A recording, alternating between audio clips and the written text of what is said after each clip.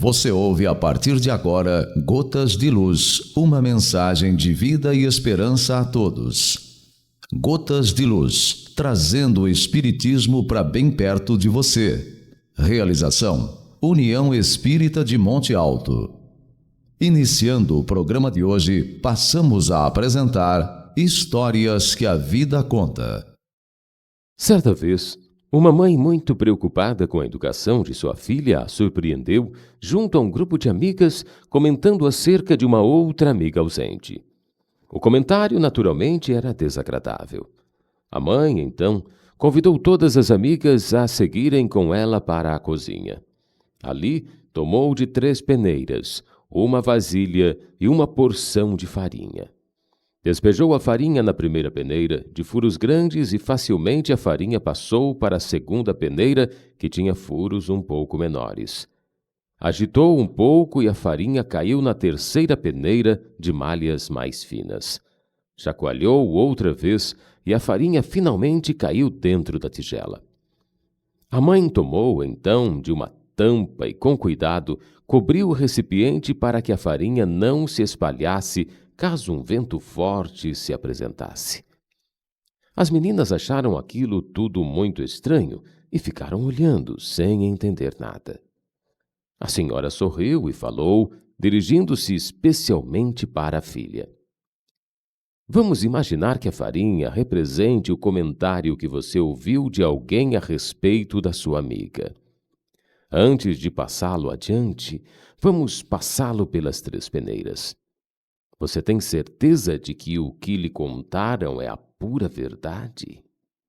Bem, disse a garota, certeza mesmo eu não tenho, só ouvi alguns comentários.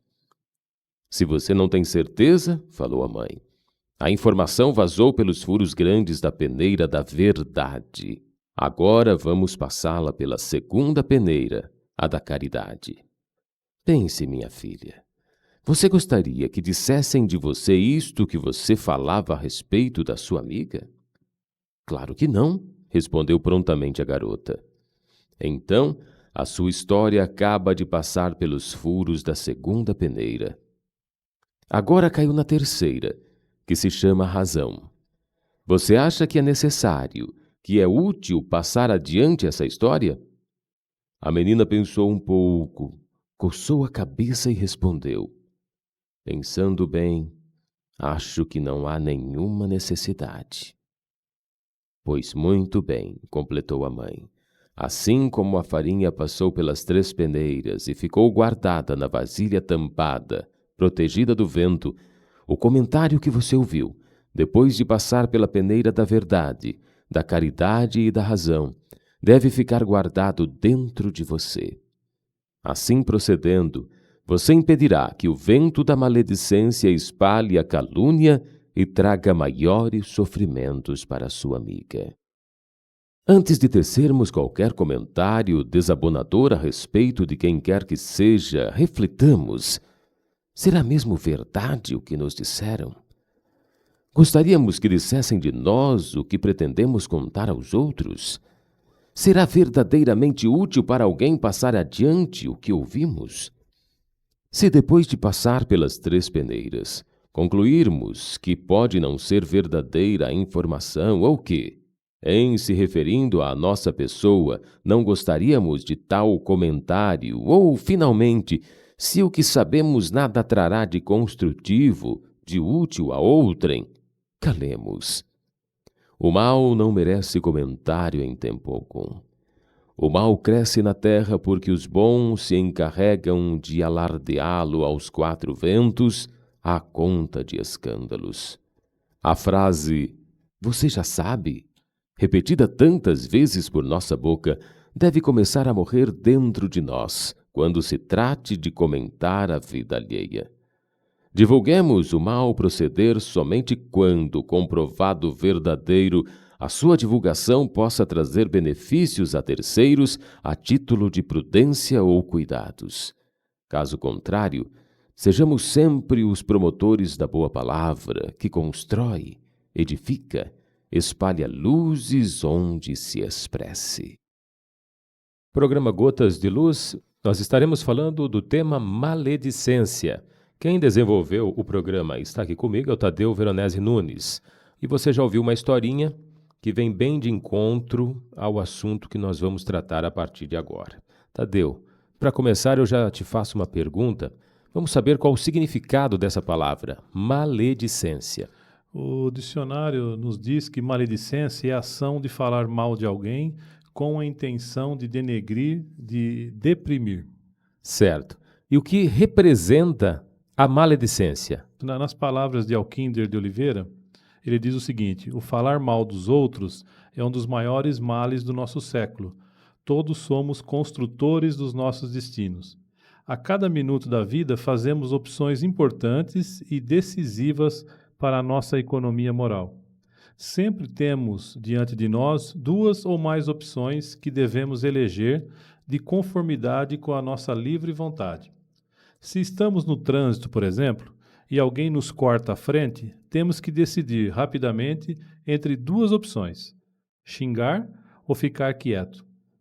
Na convivência diária, quando alguém nos fala mal de outro alguém, podemos optar entre sermos o ponto final da maledicência ou levar a fofoca adiante. Como podemos perceber, em todas as situações, nós é que decidimos, de livre vontade, entre as opções possíveis, cabendo-nos depois o resultado da própria decisão. Se no trânsito optamos pelo xingamento, teremos consequências diversas das que teríamos se nos calássemos. Se diante da possibilidade de disseminar a fofoca e a intriga, optamos por nos calar, certamente evitaremos muitos dissabores. E isso depende exclusivamente da nossa livre decisão. Vale a pena que meditemos em torno dessas questões que nos dizem respeito. A situação poderá se agravar ou se resolver, sempre de conformidade com as nossas tomadas de decisão. E nós podemos afirmar, então, que o hábito da maledicência é bastante arraigado em nossa sociedade, hein, Tadeu? Infelizmente, sim. Chega a constituir exceção até a criatura que jamais tece comentários maldosos sobre os seus semelhantes.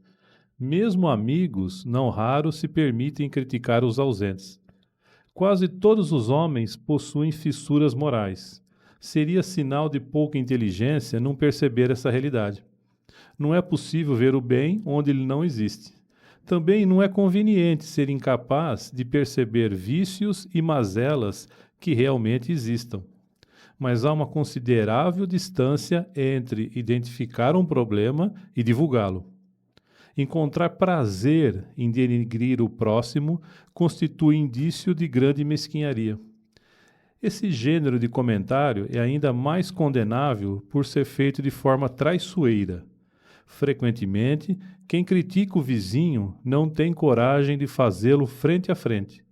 É uma grande covardia sorrir e demonstrar apreço por alguém e criticá-lo pelas costas.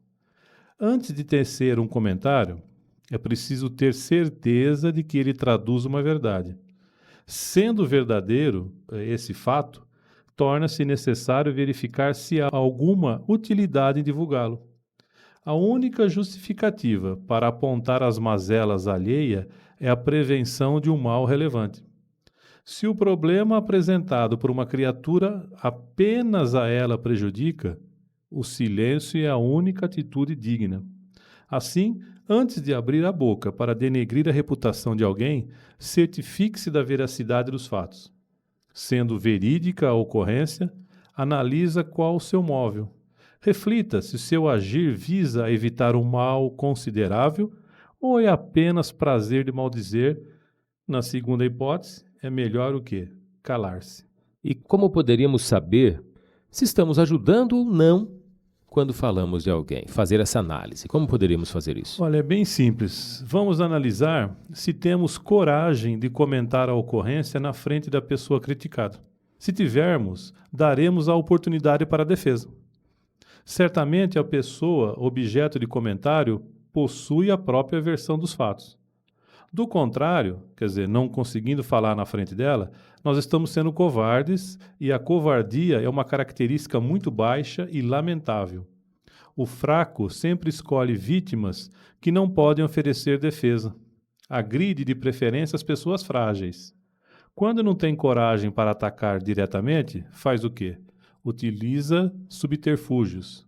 Enlameia a honra alheia, faz calúnias, espalha insinuações maldosas aos quatro ventos. O homem que é alvo do ataque de um covarde geralmente nem sabe o que lhe aconteceu. Apenas se espanta ao deparar com sorrisos irônicos onde quer que vá. E assim, fazendo comentário pelas costas, podemos dizer que a pessoa que foi julgada e condenada, ela não teve nem possibilidade de defesa, né, Tadeu? Isso mesmo. Portanto, analisemos o nosso proceder, verificando se não estamos agindo com leviandade, agindo de forma maldosa e covarde. Pense nos prejuízos que suas palavras podem causar na vida dos outros. Imagine se fosse você a vítima do comentário ferino. Certamente gostaria que a generosidade fizesse calar os seus semelhantes, ou ao menos que eles fossem leais o suficiente para falar às claras com você. É preciso eliminar o hábito da maledicência.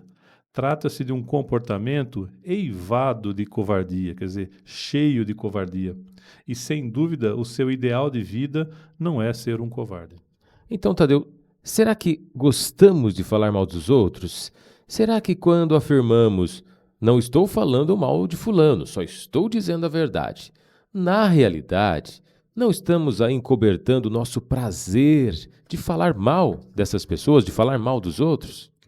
Existe uma frase que diz o seguinte, não há institutos de pesquisa no mundo capazes de avaliar a quantidade de infortúnios e delitos desencadeados entre os homens anualmente, resultante de impressões falsas proclamadas como verdadeiras. Isso aí está no livro Técnicas de Viver. E Chico Xavier, no livro Sinal Verde, diz: o tempo que se perde na crítica pode ser usado em construção. E o ouvinte pode estar se perguntando nesse momento, como saber se eu estou errando? Foi publicado no jornal, chamado O Trevo, há um tempo atrás, um texto intitulado Eu e a Maledicência. Ele dizia o seguinte: vamos fazer esse teste, nós aqui, com os nossos ouvintes. E com uma vantagem, né? Que cada um terá em casa aí para si o resultado. Não vamos expor ninguém a esse resultado. Serão, assim, sempre 3 alternativas de respostas para cada pergunta. Lembrando que na alternativa A vale 0 ponto, a alternativa B vale 5 e a alternativa C 10 pontos. Então, cada um em casa vai responder, de preferência mentalmente, e vai somando os pontos. Então, esse jornal dizia o seguinte: primeiro, ao surgir numa conversa comentários sobre um deslize de alguém, você se interessa em ouvir? Então, o teste era: qual a sua atitude? Então, 0 pontos se você faz perguntas. 5 se ouve apenas ouvir e não fala mais nada. E 10 pontos você corta imediatamente a conversa. Então, o nosso ouvinte vai somando aí 0, 5 ou 10. O segundo questionamento que esse jornal fez, Eu e a Maledicência. Ao saber de uma infidelidade de parente ou pessoa amiga, apressa-se em levar a notícia adiante? Então, qual seria a nossa atitude? 0 ponto, comenta com outros. 5 pontos, pensa em falar, mas silencia. E 10 pontos, pondera e cala. Então, vamos ver como nós reagiríamos, né? Isso é importante porque cada um agora faz em casa sem se expor, né? Vamos dizer assim. O terceiro questionamento. Acha divertido e participa animadamente das fofocas entre amigos? Qual é a sua atitude? 0, participa contribuindo. 5 pontos, apenas ouve e ri. E 10 pontos, evita as fofocas. O quarto questionamento. Escandaliza-se ao saber de ocorrências escabrosas envolvendo pessoas conhecidas? Qual seria a nossa atitude? 0 pontos. Arregala os olhos e exclama: bem feito. 5 pontos. Comenta com os outros. E 10 pontos. Não se envolve e silencia. Quinta questão. Comenta com os outros os defeitos de alguém por quem sente qualquer antipatia? Um nosso inimigo, alguém que nós não gostamos, a gente comenta com os outros os defeitos de alguém? Qual a nossa atitude? 0 pontos. Acentua os defeitos. Às vezes até lembra mais algum detalhe ainda para incrementar. 5. Não chega a comentar. E 10, evita ver os defeitos. A sexta questão desse texto do jornal diz o seguinte: sente às vezes incontrolável impulso e deixa transparecer a outros um assunto reservado, confiado por pessoa de sua intimidade. Qual é a sua atitude? 0 ponto, não resiste e fala. 5 pontos, apenas sente vontade de falar. E 10 pontos, nem sente vontade e nem fala. O último questionamento que esse jornal, o Trevo, fez, diz o seguinte: usa por vezes expressões do tipo, aquele cara é um chato, veja o que Beltrano me fez, fulano só quer ser o bom, etc. Qual é a nossa atitude? 0 ponto, não resiste e comenta sua opinião. 5 pontos, tem sua opinião, mas não comenta nada sobre essa pessoa. E 10 pontos, procura ver o lado bom. Então tá aí, são 7 questionamentos. Se a pessoa fez 70 pontos, quer dizer, colocou 10, ela já sabe que situação que está.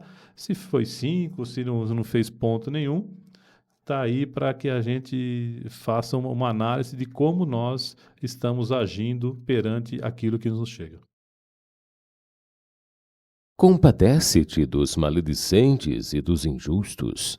Eles não sabem que tudo o que disserem ou fizerem contra ti é sentença que lavraram contra si mesmos. Você ouve e se informa. Gotas de Luz. Bom, estamos voltando com o programa Gotas de Luz, o título do programa de hoje, Maledicência. Estamos aqui, eu mais o Tadeu, falando sobre esse assunto, e ainda há pouco fizemos um teste, falávamos de um teste, e acredito que a grande maioria não teve boa pontuação. Mas podemos afirmar que temos condições de agir de modo diferente, pois estamos aqui para evoluir. É isso, Tadeu? Isso, nós temos que pensar o seguinte: a nossa finalidade aqui na Terra é evoluir. E quando vemos algumas pessoas agirem corretamente quanto à maledicência, ou em qualquer termo moral, podemos analisar que houve esforço por parte dela. Afinal, para quem já domina determinado assunto, esse parece fácil, ainda que guarde grande complexidade. Esse raciocínio demonstra o papel que as dificuldades cumprem em nossa vida. Elas constituem nossos desafios, revelam as lições que necessitamos aprender. Por vezes, revestem-se de caráter aflitivo, justamente para nos incitar ao esforço necessário para vencê-las. Desse modo, fica claro que a principal causa das aflições que nos atingem reside em nosso estado de ignorância. Essa ignorância tanto se traduz pela falta de conhecimento, como pela má vontade de viver o que sabemos ser correto. Quando nos esclarecemos, quando formos plenos de virtude, não mais necessitaremos de experiências dolorosas. Na verdade, as falhas morais das criaturas constituem a origem imediata da maioria absoluta de suas dores. Vamos pensar nisso, né? Que essas falhas morais nossas, elas contribuem com é a origem imediata das nossas dores. Não são raros os protestos quanto à providência divina quando o próprio sofredor deu causas às suas agruras. Nós é que criamos. Inúmeras pessoas entregam-se ao vício da maledicência e depois se surpreendem por conviver com desafetos. Não sabe nem o que está acontecendo, né? Pensa dessa forma. Há quem reclame pela ausência de carinho no núcleo familiar, mas jamais se preocupou em estreitar laços, diminuir laços de afeto com os seus. O homem sensato e operoso, por certo, enfrenta menores obstáculos do que o leviano. É impossível colher uvas de espinheiros. Se você plantou uva, vai nascer uva. Quem não joga boas sementes no solo da vida, ele não pode reclamar pela ausência de boa colheita. Assim, é importante refletir sobre a forma como estamos gastando o nosso tempo na Terra. Demonstramos esforço sincero no aprendizado do ofício de viver ou parecemos crianças teimosas clamando por corrigenda? Se queremos paz, se desejamos a libertação do sofrimento, não há muitas alternativas. Somente o abandono da ignorância e dos vícios, pela vontade firme de conquistar virtudes, possui o condão de nos libertar. Mas quem ainda não atingiu esse entendimento? Seria devido ao seu pouco esforço para compreender os valores e as dificuldades do próximo? Ou mais, a falta de compreensão é a origem de toda discórdia, grande ou pequena, Tadeu? Se nos colocássemos no lugar do outro antes de condená-lo, certamente seríamos menos rigorosos em nosso julgamento. Quando alguém comete um equívoco, não tardam os comentários maldosos sobre sua pessoa. Isso ocorre com quem demonstra desequilíbrios na área da sexualidade, não possui bom desempenho profissional ou enfrenta dificuldades financeiras, dentre inúmeras outras situações. A falha de alguém parece ser a senha que autoriza a sociedade a comentar sua vida, denigrindo-o. As virtudes e os esforços do faltoso são desconsiderados, realçando-se os seus pretensos defeitos. O espantoso é que esse hábito nefasto graça em uma sociedade cuja maioria absoluta afirma-se ser cristã. Ocorre que ser cristão não significa apenas afirmar-se como tal, mas se revela no esforço para seguir as lições e os exemplos do Cristo. E Jesus, quando confrontado com a multidão que desejava apedrejar a pecadora, foi muito claro. Ante a surpresa geral, o amigo divino sentenciou: aquele que estiver sem pecado, atire a primeira pedra. Malgrado a clareza da lição, quase 2 milênios mais tarde, a apressada condenação do semelhante ainda é uma constante. Entretanto, para fazer juízo sobre determinada situação, é necessário conhecer todos os seus aspectos. Fazendo isso, se evitaria cometermos um erro quando falamos de alguém? Com certeza. Em relação a alguém que nos pareça leviano, o que sabemos da sua vida? Temos conhecimento da educação e dos exemplos que recebeu em casa durante a infância? Cogitamos sobre as inúmeras tentações a que resistiu antes de sucumbir? Conhecemos a solidão que lhe caracteriza os dias? Temos noção das dificuldades com que diariamente convive? Podemos vislumbrar a enormidade do seu desconforto, do seu remorso? Tais reflexões bem evidenciam o quanto somos rasos e apressados em julgar o semelhante, que talvez possua uma fibra moral bem maior do que a nossa. Na verdade, para julgar alguém, seria necessário ter vivido a sua tragédia, partilhado a sua dor em toda a sua extensão. Somente assim saberíamos o real motivo de suas ações. Na falta desse conhecimento, é medida salutar abstermos-nos de comentar a vida alheia. Façamos um esforço para compreender quem nos pareça em falta. Reflitamos sobre a condição humana de nossos semelhantes, falho como nós mesmos, colocando-nos na posição de irmãos, não de juízes. Afinal, como afirmou Jesus, apenas aquele que está sem pecado pode atirar a primeira pedra. Portanto, antes de atirar pedras em alguém, faça uma análise da sua própria conduta. Tadeu, faça um paralelo para a gente entre maledicência e pensamento, falar e pensar. Meu Dair, nossa mente é como uma casa. Ela pode ser grandiosa ou pequenina, suja ou cuidadosamente limpa. Depende de quem? Depende de nós. Cada um, né? De cada um. Você já observou como agimos com relação aos pensamentos que cultivamos?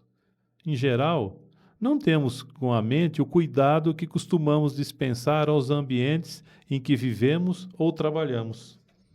Quem pensaria em deixar sua casa ou escritório cheio de sujeira, acumulando lixo ou tomado por ratos e insetos?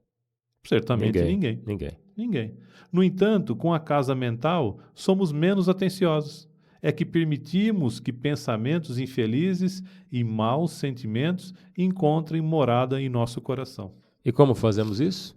Olha, nós agimos assim quando permitimos que esses pensamentos infelizes e maus sentimentos tenham livre acesso às nossas mentes. Os pensamentos de revolta, inveja, ciúme, ódio.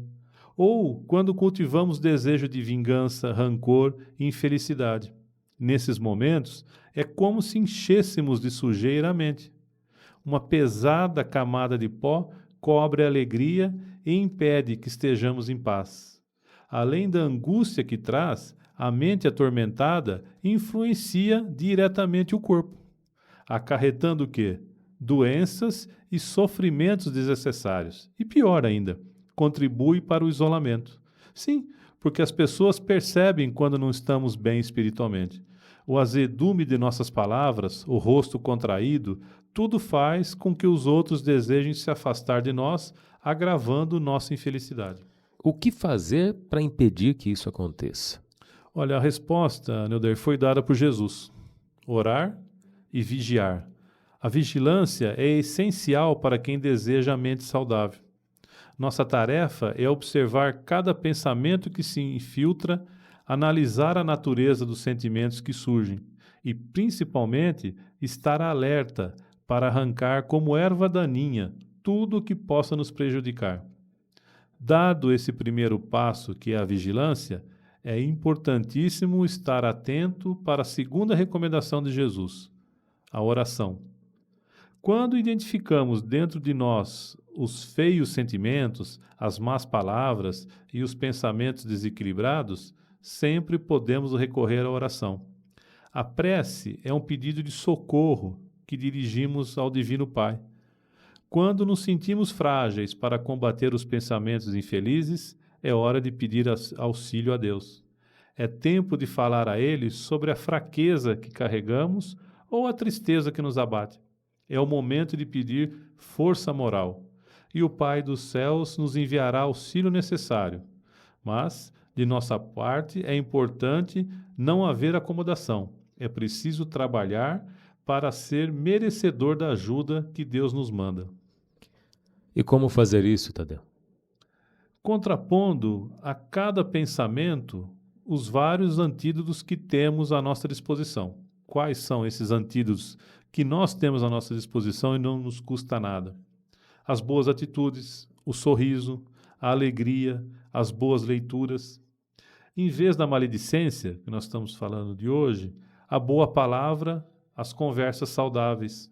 No lugar da crítica ácida, optar pelo elogio ou pela observação construtiva. Se surgir um pensamento infeliz, combatê-lo com firmeza. Não se deixe escravizar. Se alguém ofender ou fizer mal, procure perdoar, esquecer. E peça a Deus a oportunidade de ser útil a essa pessoa. Não esqueça, todo dia é excelente oportunidade para iniciar a limpeza da casa mental. Comece agora mesmo. O egoísmo, o orgulho, a vaidade, a ambição, a cupidez, o ódio, a inveja, o ciúme, a maledicência, são para a alma ervas venenosas das quais é preciso a cada dia arrancar algumas hastes e que têm como contraveneno a caridade e a humildade. Allan Kardec. Você ouve e se informa. Gotas de Luz. Bom, estamos de volta com o programa Gotas de Luz. Tadeu, falávamos há pouco sobre a necessidade de limpeza da casa mental, reforma íntima, mas nós nos deparamos diariamente com uma enxurrada de coisas negativas e informações desnecessárias. Vamos dar como exemplo a audiência de programas em que a miséria humana, os aleijões e os problemas íntimos são amplamente explorados. Estes são líderes de audiência. O que você poderia dizer sobre isso, Tadeu? Olha, Neudair, desculpam-se alguns afirmando que mostram quadros problemáticos com o intuito de auxiliar, de chamar a atenção de entidades governamentais para situações que se repetem dia a dia, infelicitando as criaturas. Então, essa é a desculpa desses programas diários. Ou então, para sensibilizar a opinião pública, a fim de que movimente recursos para reverter a situação. No entanto, que auxílio é este em que se deve expor o ser ao ridículo, a comentários nem sempre elevados, a closes que revelam detalhes mínimos de dificuldades que vive a pessoa? Será necessário que ouçamos o lamento agudo da dor, que verifiquemos a chaga aberta do nosso irmão para, e só então, providenciar o socorro? E o que dizer ainda, Tadeu? Quando somos nós mesmos os promotores da desdita alheia, quando fomentamos com a calúnia, a crítica mordaz, a infelicidade do nosso próximo. Tem se tornado até comum boatos serem anunciados como verdades incontestes, principalmente em se tratando de personalidades públicas da área política, artística ou religiosa. Atitudes corriqueiras, viagens e passeios são logo levadas à conta de ações suspeitas, fugas ao dever, e a maledicência vem destruindo, como fogo devorador, a vida de criaturas humanas. É a fofoca lançando seu vírus perigoso e de fácil proliferação, ameaçando vidas preciosas. Quanto mais recebe atenção, mais facilmente se propaga e ganha força. Por vezes, alia-se a censura, enfermidade que se encontra em germe em quase todas as criaturas. Quem não aprecia encher o tempo com uma pitadinha de crítica ao semelhante? Afinal, há o que censurar. O filho rebelde que se envolveu em companhias infelizes, o marido que se ausenta em demasia, a esposa que adentra o lar altas horas da noite, o mau comportamento dos pequenos, as travessuras da criança que adjetivamos como mimada. E, contudo, desconhecemos a verdade, pois não somos senhores da intimidade alheia. Não pretendamos ajudar maldizendo, expondo o outro, magoando ainda mais. Quem é portador de dificuldades, de mazelas morais, já é por isso mesmo infeliz.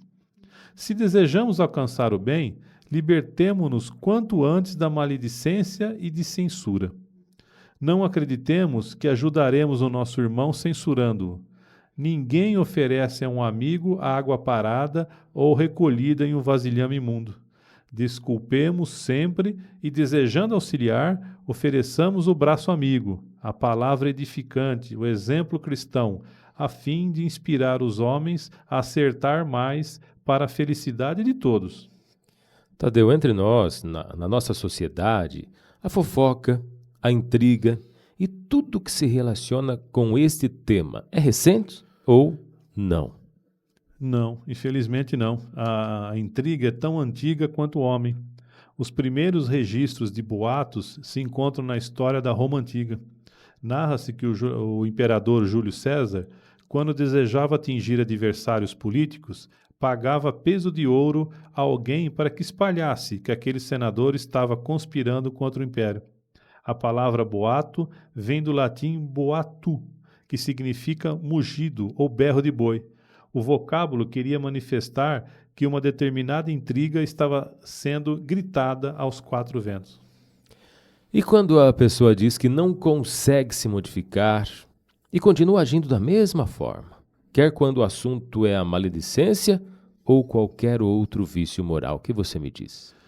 Vamos falar de uma virtude para responder essa pergunta, a virtude da disciplina.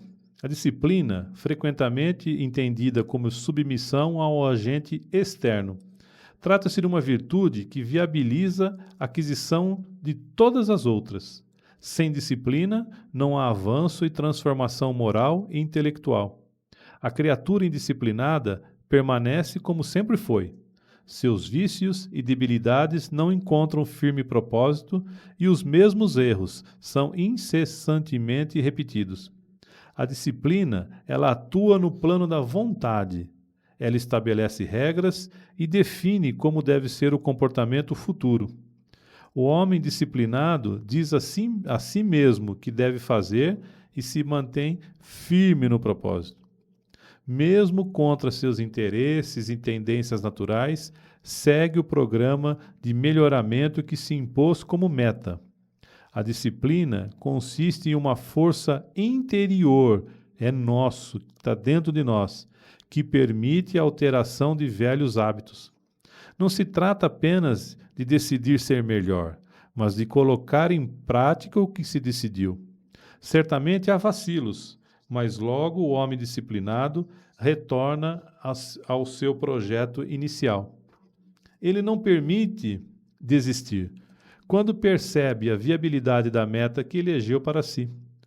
Todos os espíritos atualmente vinculados à Terra já passaram por incontáveis encarnações.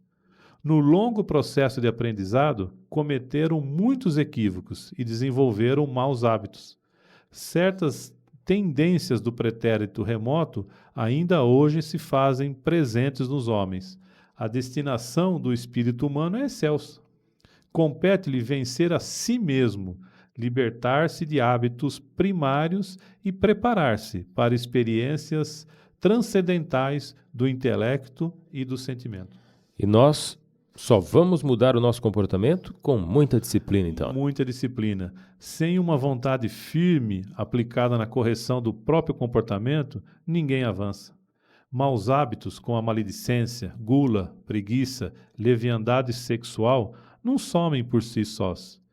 Eles devem ser corajosamente enfrentados e subjugados. O abandono de vícios, ele é lento e doloroso. No princípio, o esforço necessário é hercúleo, mas gradualmente se percebe o peso que representam as más tendências. Surge uma sensação de liberdade e de leveza com a adoção de um padrão digno de comportamento. Então, o que era difícil se torna fácil e prazeroso, pois a disciplina gera a espontaneidade. Bom, Tadeu, e nós estávamos até agora analisando o lado de quem está espalhando a maledicência. Mas vamos mudar de lado. E quando se é alvo da maledicência, o que fazer? Não somente para esse mal, que é a maledicência, mas para qualquer outro ataque moral. Nós estamos falando de moral, né? Saber-se útil é essencial para um viver equilibrado. Por isso, convém desenvolver o hábito de servir. Em todas as circunstâncias, o serviço é o antídoto do mal. Não desperdice a riqueza das horas em inúteis lamentações. Levanta-se e sirva nos próprios lugares onde espalhou a sombra do erro. É provável que você sofra o assalto de ferozes calúnias. Esqueça a vingança, que seria aviltamento e baixeza. Silencie e sirva, olvidando ofensas. Ao eleger o perdão e a atividade no bem como estandartes, você forjará um invencível escudo contra os dados da injúria. Quem ouvir trabalhador e nobre não conseguirá acreditar na maledicência. Pode ser que você suporte o assédio de espíritos inferiores. Antigos desafetos de outras existências, de outras vidas, podem estar a persegui-lo.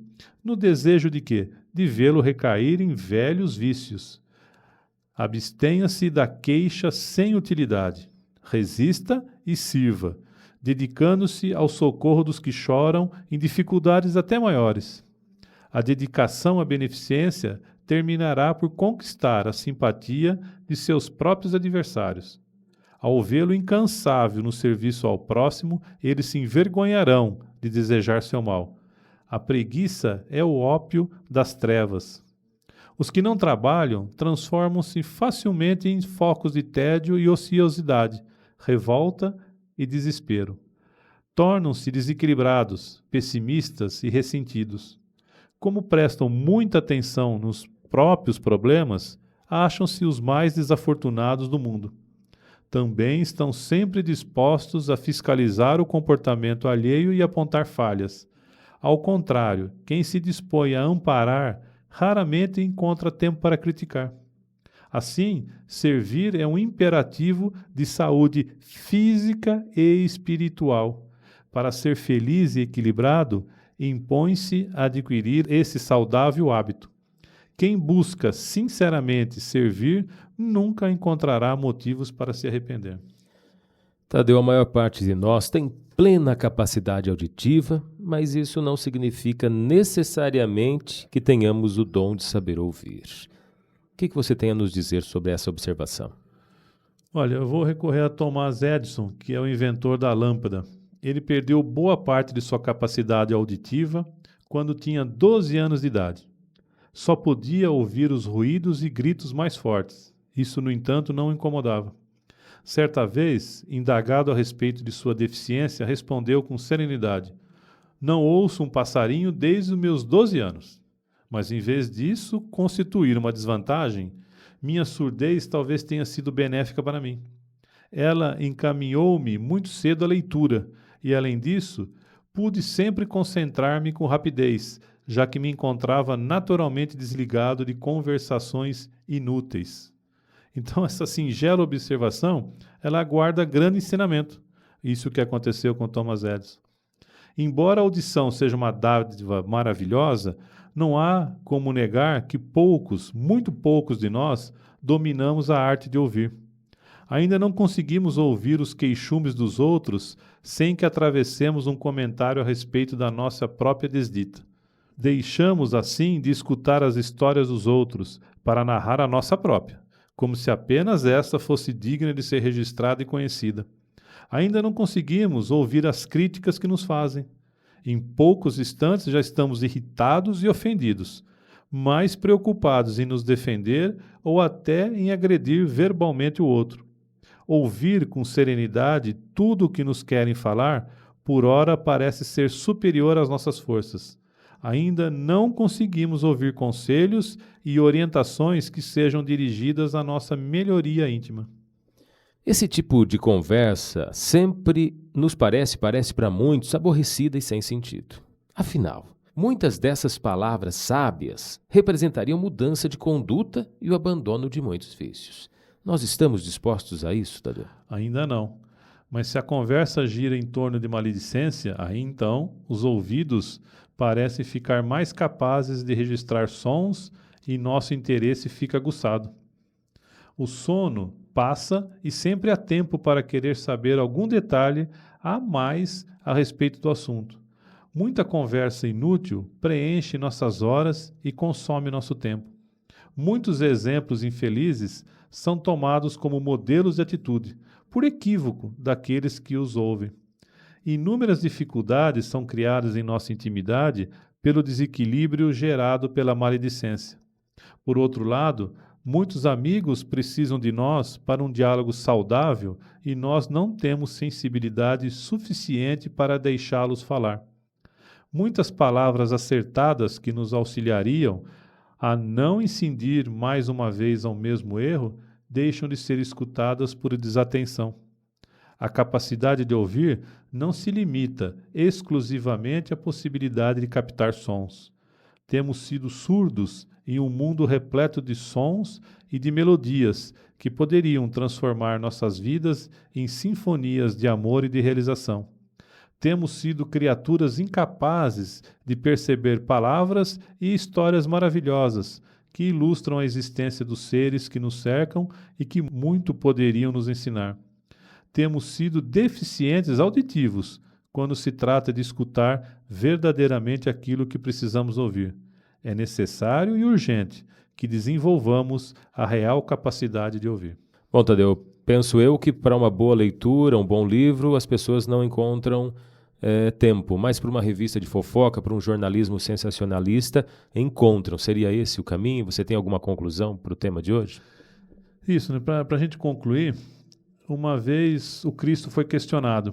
O discípulo queria saber quais os piores adversários do ser humano. Perguntou quando se travaria a batalha contra esses inimigos e quais as armas a serem usadas. Jesus, cheio de compaixão, respondeu: eu te direi que esses inimigos se encontram dentro de cada um, e ali trabalham pela infelicidade do ser. Todos os indivíduos apontam esses inimigos fora deles mesmos, supondo que as aflições vêm de fora, de outras pessoas, então tornam-se rebeldes e vingativos. O mais impiedoso de todos os inimigos é o egoísmo, devorador de alegrias alheias. Há também a avareza, a inveja, a maledicência, que nós falamos muito hoje, o ódio, o ciúme, a ambição desmedida, o ressentimento. E concluiu o Cristo: a luta para vencer esses inimigos deve ser travada no campo da consciência, transformando as tendências inferiores, adotando uma conduta rica em misericórdia, compaixão, fraternidade e caridade. Nada mais precisa ser dito. O discípulo entendeu quais eram os grandes adversários do ser humano e como poderiam ser combatidos. Passados mais de 2000 anos, as palavras do Mestre continuam tão atuais como outrora. Muitos de nós ainda têm o hábito de responsabilizar o mundo externo por grande parte do que acontece de errado, consigo ou com outros, sem parar para analisar as reais causas.